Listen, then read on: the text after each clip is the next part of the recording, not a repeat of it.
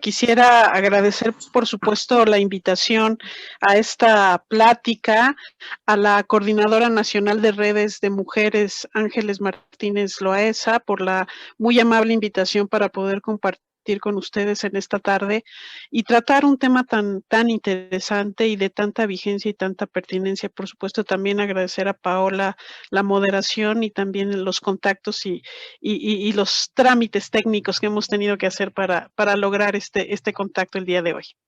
Entonces, bueno, pues si me permiten, voy a iniciar a hacer una breve intervención que trataré de ser lo más clara posible. Para ello me está haciendo favor Ana Paula de compartir una presentación que hemos preparado para compartir con ustedes algunas reflexiones en torno a este tema que si bien parece superado normativamente, la realidad y los datos nos muestran que hay mucho por hacer todavía. Pues si bien desde el surgimiento y desarrollo de las democracias occidentales, la ciudadanía se incluyó como una categoría que aglutinaba tanto a hombres como mujeres. ¿No?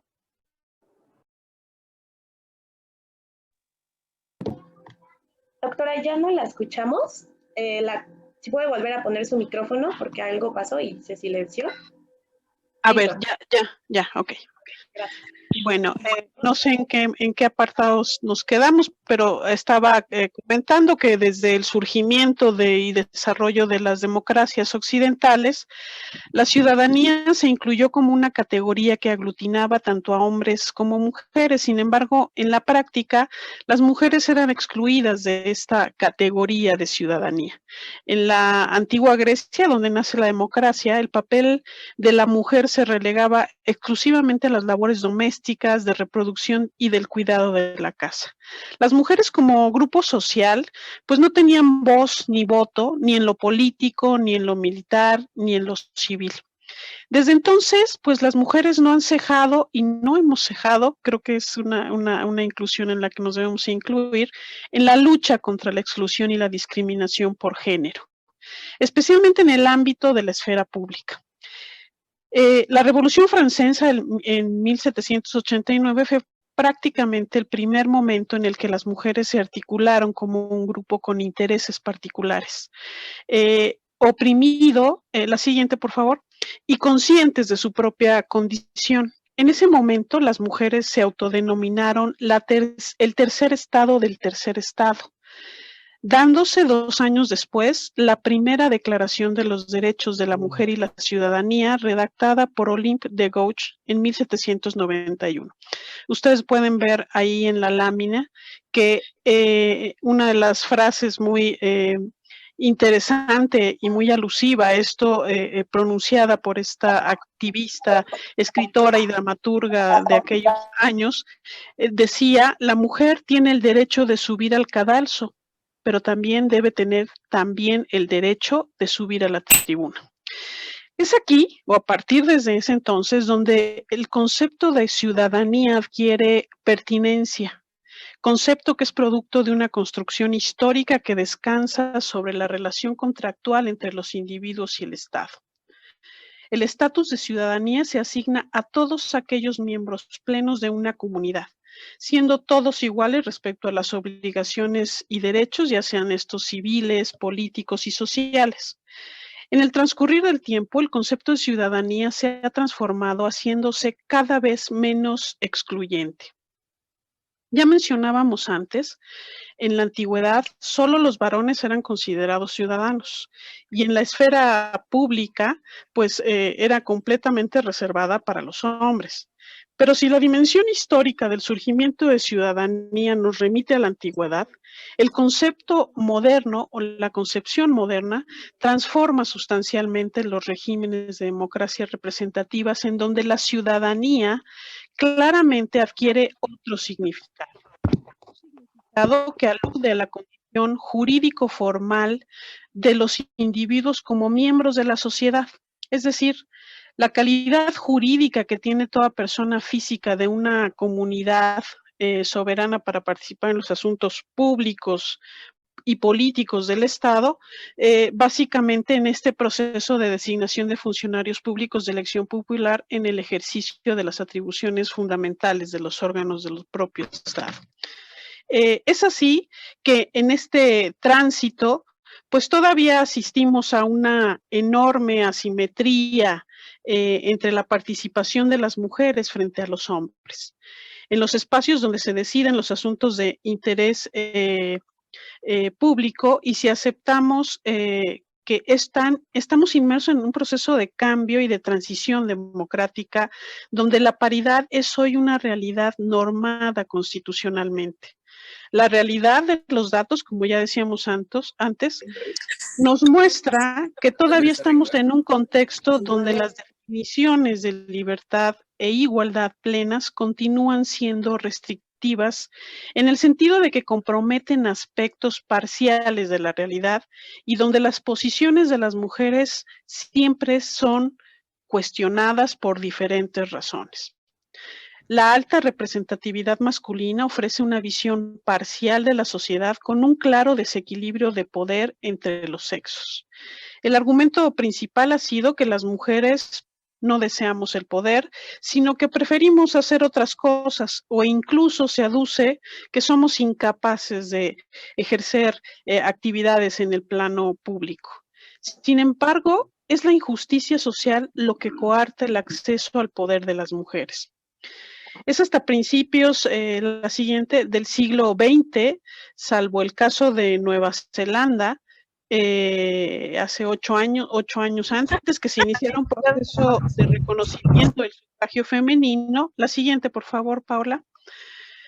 Y bueno, pese a ello, la participación de las mujeres en la política ha sido más bien escasa si se contrasta con el volumen de población que representamos las mujeres a nivel mundial, que es poco más del 49.5%, cercano al 50%.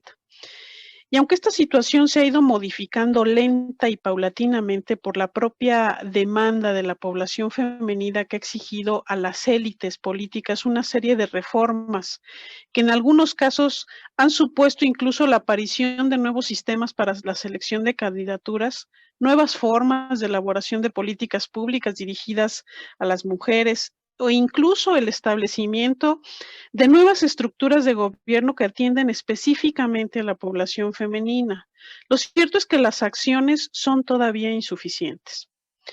En México es hasta el 17 de octubre de 1953 que el entonces presidente Adolfo Ruiz Cortines reconoció el derecho al sufragio de las mujeres. Se publicó en el Diario Oficial de la Federación este nuevo artículo 34, en el que se establece que son ciudadanos de la República los varones y las mujeres que, teniendo la calidad de mexicanos, reúnan además los siguientes requisitos: de haber cumplido 18 años y tener un modo honesto de vivir. A pesar del reconocimiento y afirmaciones como la de activistas importantes como Adelina Zendejas en 1909-1993, cuando fallece esta importante activista, siguen vigentes en la idea de dejar claro que el derecho al voto de las mujeres pues no fue una concesión estrictamente gubernamental, sino una conquista ganada duramente a lo largo de muchos años por las propias mujeres, que en una acción colectiva en la que participaron generaciones enteras de mujeres desde las postrimerías del siglo XIX hasta la mitad del siglo XX. El derecho al sufragio de las mujeres en el ámbito federal constituyó un paso firme al reconocer la plena ciudadanía que requiere como requisito básico la igualdad de derechos y obligaciones. Sin embargo, para 1968, en México, por ejemplo, ninguna mujer había participado en el gabinete presidencial, ni había ocupado el cargo de gobernadora. Escasamente 2 senadoras habían logrado dicho cargo en 1964, lo que indica que el proceso de inclusión de las mujeres en la política mexicana ha sido lento. Y es básicamente desde 1976, como con la administración del expresidente José López Portillo, que se inicia un aumento progresivo de la participación y representación de las mujeres en cargos públicos. La siguiente, por favor. Aunque durante el periodo de Carlos Salinas de Gortari pareciera que haber un declive, como podemos observar en esta lámina, lo cierto es que la representación femenina en la estructura gubernamental apenas correspondía al 12%. En el legislativo y de igual forma el 12% en el judicial y el 6% en el ejecutivo. En el periodo inmediato posterior del entonces presidente Zedillo, los porcentajes aumentaron, tanto en la Cámara Alta como en la Cámara Baja, 12 y 14% respectivamente, como también aumentó el número de mujeres en su gabinete, a 3. En estos años, una mujer se convirtió en presidenta del PRI. Ustedes recordarán a la política muy importante, Beatriz Paredes Rangel, exgobernadora del estado en el que actualmente resido. Y en 1998, Rosario Green fue la primera mujer en ser nombrada la titular de la Secretaría de Relaciones Exteriores. El actual gabinete destaca que el 40% de quienes encabezan las diferentes secretarías de Estado son mujeres. Y vale hacer notar que en varias de estas dependencias se trata de sus primeras titulares mujeres. Las mujeres que para este caso encabezan y que podemos mencionar la administración de la presidencia actual, pues está Olga Sánchez Cordero en la Secretaría de Gobernación, María Luisa Albores en la Secretaría del Trabajo, del Bienestar, perdón, Josefa González en la Secretaría de Medio Ambiente y Recursos, Rocional en la Secretaría de Energía, Graciela Márquez Colín era secretaria de Economía, ahora pasará a formar parte de INEGI, Irma Heréndira Sandoval, Secretaría de la Función Pública, Luis María Alcalde Luján, Secretaría del Trabajo, Alejandra Fraustro, Secretaria de Cultura, y pues la recién nombrada Secretaria de Seguridad, Rosa Isela Rodríguez Velázquez, en un cargo verdaderamente importante. La siguiente, por favor. La inclusión de las mujeres en la política, en cargos de representación, se fue generalizando consistentemente desde 1993, con el establecimiento legal de la cuota, marcado entonces con el 30%, asegurando al menos en papel la representación femenina entre los candidatos de cada partido. Tema que tocaremos.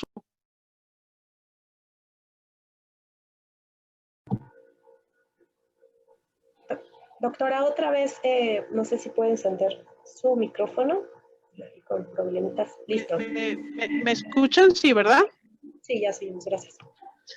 Es importante destacar que a nivel local fue hasta 1979 cuando por primera vez se eligió a la primera mujer gobernadora por el estado de Colima. Ustedes observan aquí en la gráfica las imágenes de quienes fueran las primeras gobernadoras en el país.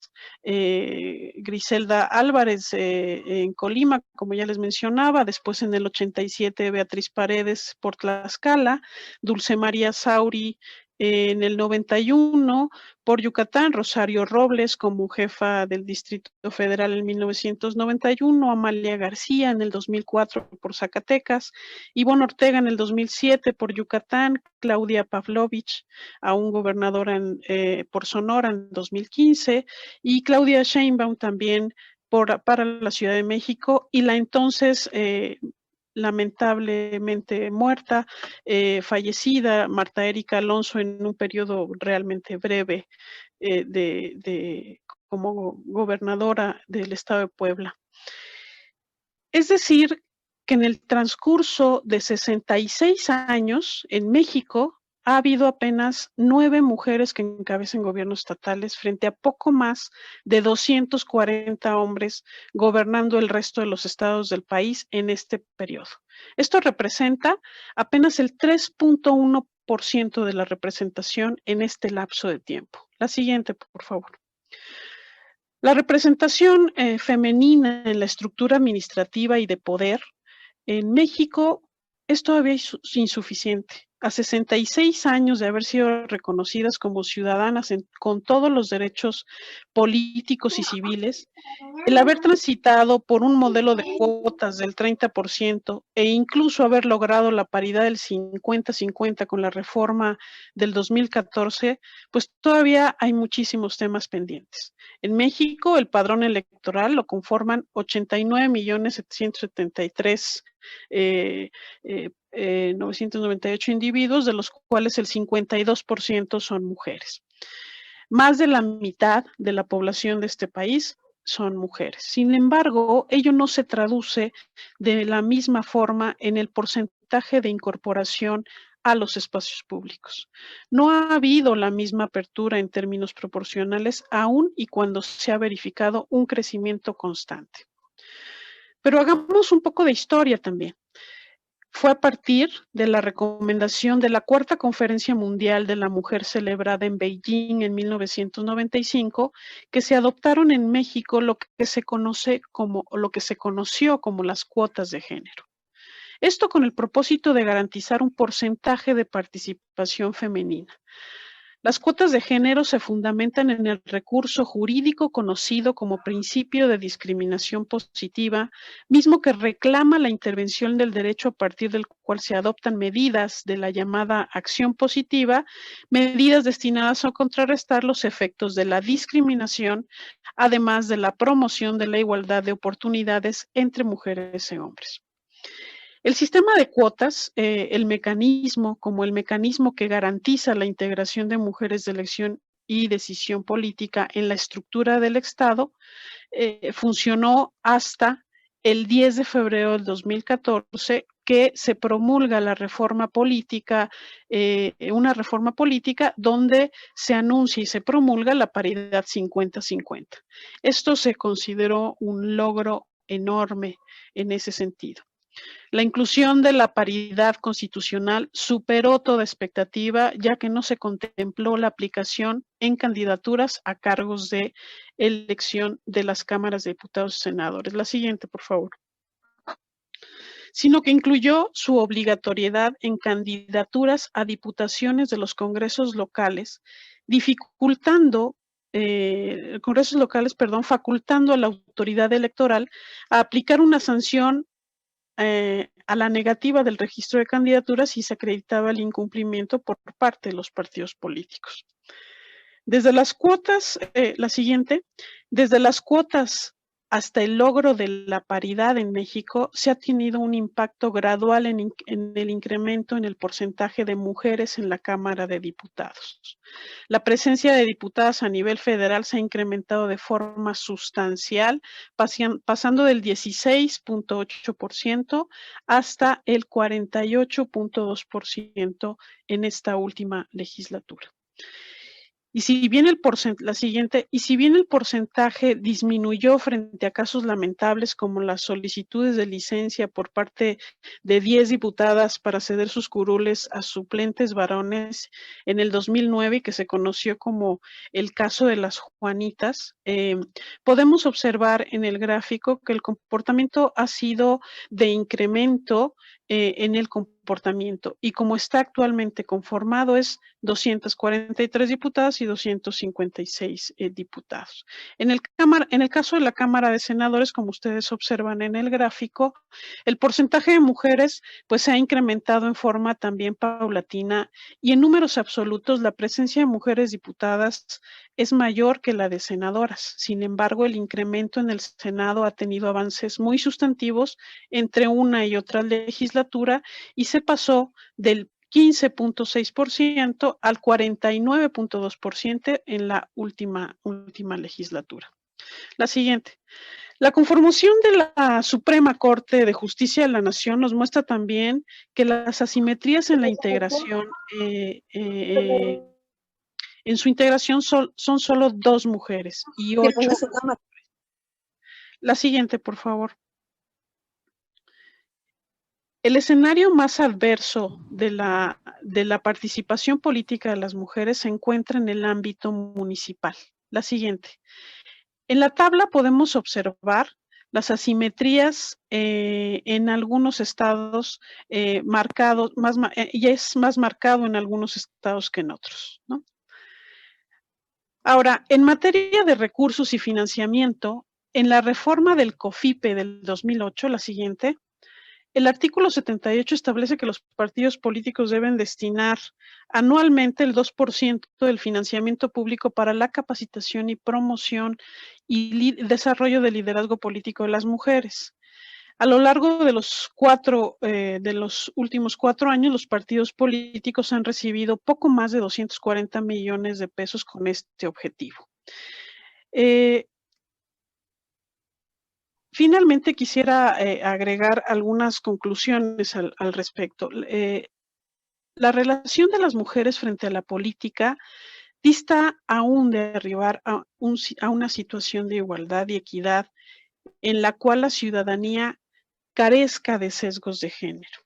Así lo indican las cifras sobre la participación de las mujeres en los distintos espacios y niveles de gobierno, tanto en México como en el mundo. La bibliografía que da cuenta de este aspecto sin duda es muy amplia, muy diversa y con muchas aristas y muchos enfoques. Los trabajos que se han hecho cargo de las diferencias entre hombres y mujeres marcan algunas diferencias sensibles entre unas y otras, encontrando que las diferencias por género son más bien sutiles, sugiriendo que tales diferencias se detectan más claramente cuando intervienen otros indicadores como la escolaridad, el nivel de ingreso, la edad, y sin duda todavía hay un mundo por indagar y analizar en esta materia.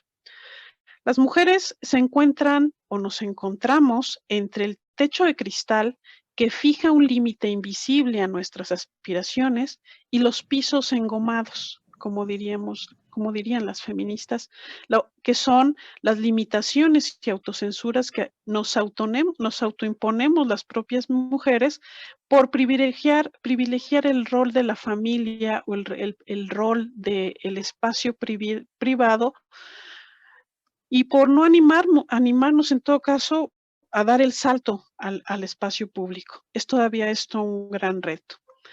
Sin embargo, desde hace ya un tiempo, diversas encuestas y estudios hacen reflexiones y afirman que se ha estado produciendo una lenta revolución profunda en los roles de género que está feminizando la política. Es más, el 85% de la población, según una encuesta realizada por Gallup para el Banco Interamericano de Desarrollo, afirma que las mujeres son buenas para tomar decisiones y que la mayoría son más honestas que los hombres. Se oye un poco fuerte, pero eso son algunas de las afirmaciones.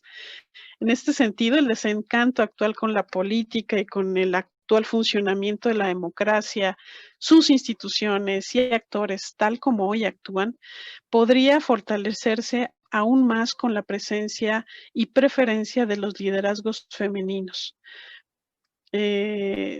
Las mujeres muchas veces son percibidas como entes externos al poder político y no necesariamente indispensables para el desarrollo de él. Sin embargo, estamos en un escenario donde esto debe tomarse en cuenta y verse desde otro enfoque.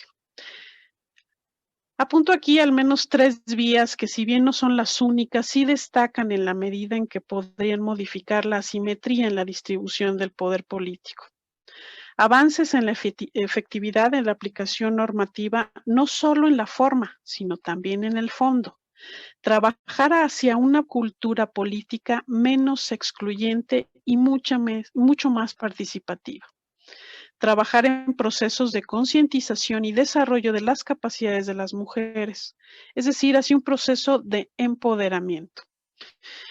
Pero paralelamente a todo esto que hemos visto como el devenir histórico de cómo las mujeres han logrado incluirse y participar en el espacio público, ha venido caminando paralelamente un tema también fundamental y muy importante y también de mucha sensibilidad, que es la violencia de género. La violencia de género que tiene muchas caras, hay muchas formas de violencia que sufrimos las mujeres. La de la violencia feminicida, ¿no? Que cobra, al menos en México, poco más de 11 mujeres, vidas diarias de mujeres entre niñas y mujeres por el simple hecho de ser mujeres. La violencia machista que parece que se ha normalizado y está tan arraigada en nuestra sociedad que pues se vive incluso como parte de los chistes sexistas que nos hacen reír, incluso a las mujeres todos los días. La violencia institucional que se ejerce desde el poder y mediante el cual se recortan presupuestos para programas prioritarios de atención a la salud y a la seguridad de las mujeres, o que criminalizan el movimiento feminista por manifestarse y prácticamente existir. La violencia política que impide que las mujeres participen en condiciones de seguridad en las contiendas electorales, sobre todo las locales, porque su vida y la de sus familias va de por medio. Y testimonios hay muchísimos en este sentido. La violencia legal que se vive cuando el sistema de justicia o cuando en el sistema de justicia impera la impunidad y se revictimiza a las víctimas una y otra vez. La violencia cotidiana que se ejerce sin preocupación, porque matar, violar, acosar y violentar a una mujer no tiene costo alguno para quien lo hace y porque el sistema judicial acaba protegiendo a los violentadores por omisión, complicidad o incluso corrupción. La violencia social que se expresa en una lacerante realidad. La pobreza en este país sigue teniendo rostro de mujer. La pobreza en sí misma priva de sus derechos a quienes la viven y que en su mayoría son mujeres. Y además de esto, tenemos que sumar lo que ha significado el confinamiento en este contexto de contingencia sanitaria producida por este virus que ha afectado al mundo entero. Esta crisis sanitaria y todas las formas de violencia se han combinado y le han cobrado factura, si bien a muchos, pero principalmente a las mujeres en términos de salud, seguridad física y seguridad económica. Hemos conocido de los datos que significan los incrementos de los porcentajes de violencia doméstica en este sentido. En suma, creo que nuestro sistema político está experimentando grandes cambios estructurales y culturales que influyen, por supuesto, en el aumento de la presencia femenina en la política, pese a que los viejos imaginarios estereotipados y ciertas realidades sociales todavía en algún momento la dificultan. Lo cierto es que este es un camino que ya no puede desandarse. Estamos inmersos en un proceso lento pero continuo de transformación de las viejas creencias, prácticas sociales y, por supuesto, políticas. La siguiente. En México se ha avanzado en la representación simbólica y descriptiva de las mujeres en las instituciones y a pesar de ello, muchas veces incluso contra las propias dirigencias partidistas. Se han logrado ciertos avances. La siguiente, pero será una tarea que probablemente tomará muchos años más. No solamente la aprobación de una reforma constitucional donde se le da, se garantiza la participación de las mujeres al 50-50, en sí mismo va a garantizar que esto suceda, ¿no? Lo cierto es que es una tarea todavía pendiente y requiere de un aprendizaje cotidiano de hombres y mujeres, de reconsiderar y revalorizar lo que significa la categoría de ciudadanía y por supuesto de una reflexión hacia adentro de las élites políticas respecto a cómo trabajar de manera conjunta y coordinada en una agenda de género efectiva que garantice la puesta en práctica de una democracia paritaria no solo en número, no solo hacia afuera, es decir, hacia adentro. hacia adentro. Erradicar las situaciones de violencia no es una cuestión menor y creo y me parece muy importante que los partidos políticos son actores claves para impulsar esta agenda democrática. Hay muchos temas pendientes en este asunto y creo que vale la pena reconsiderarlos, reflexionarlos y nuevamente rediscutirlos todo el tiempo. Muchas gracias. Muchísimas gracias, doctora. Voy a dejar de compartir pantalla. Listo.